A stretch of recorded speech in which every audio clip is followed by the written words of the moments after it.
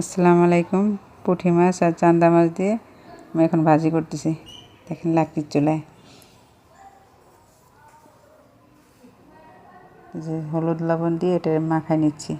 পুঁটি মাছটা তেল দিয়ে দিয়েছি, এখন মাখা করে তেলে ভেজে নিচ্ছি।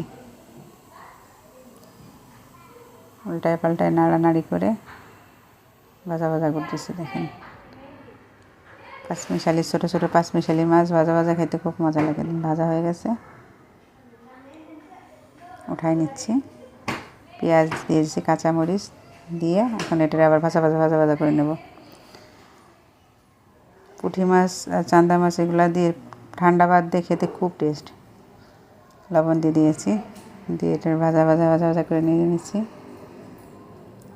মাছটা দিয়ে এখন ভাজা করতেছি। দেখেন তো হয়ে গেছে আমার ভাজা।